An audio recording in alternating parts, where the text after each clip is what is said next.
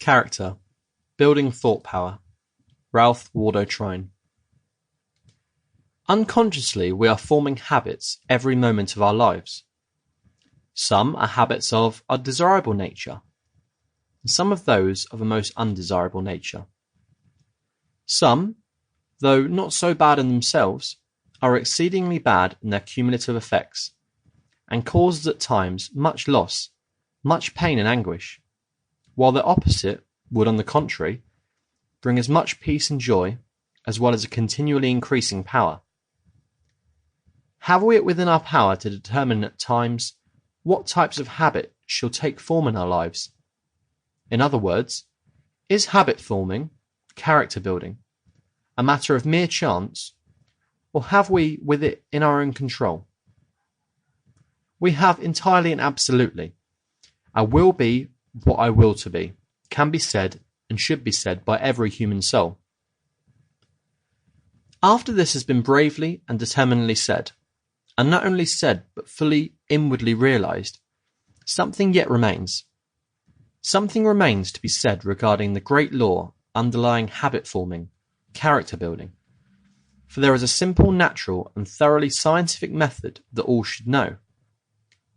A method whereby old, undesirable, earth-binding habits can be broken, and new, desirable, heaven-lifting habits can be acquired.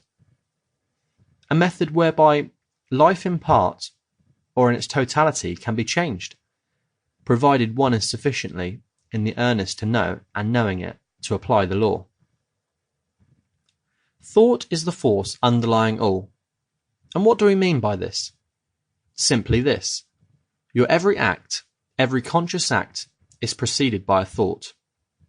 Your dominating thoughts determine your dominating actions. In the realm of our own minds we have absolute control, or we should have, and if at any time we have not, then there is a method by which we can gain control, and in the realm of the mind become thorough masters. In order to get it to the very foundation of the matter, let us look to this for a moment. For if thought is always parent to our acts, habits, character, life, then it is first necessary that we know fully how to control our thoughts. Here, let us refer to the law of the mind, which is the same as in the law in connection with the reflex nerve system of the body.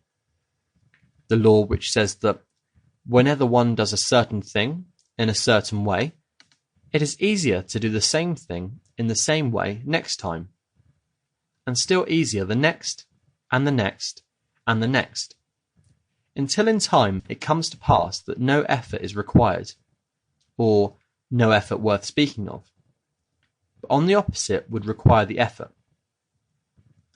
The mind carries with it the power that perpetuates its own type of thought, the same as the body carries with it, through the reflex nerve system, the power which perpetuates and makes continually easier its own particular acts.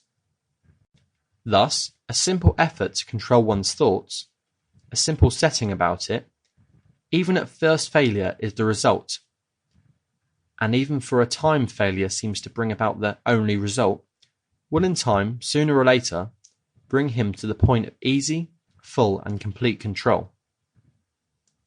Each one, then, can grow the power of determining controlling his thought, the power of determining what types of thought he shall, and what types he shall not entertain. For let us never part in mind with this fact, that every earnest effort along any lines makes the end aimed just a little easier for succeeding effort. Even if, as has been said, apparent failure is the result of the earlier efforts, this is the case where failure is success. For the failure is not in the effort, and every earnest effort adds an increment of power that will eventually accomplish the end aimed at. We can, then, gain the full and complete power of determining what character, what type of thoughts we entertain. Shall we now give a Sample complete. Ready to continue?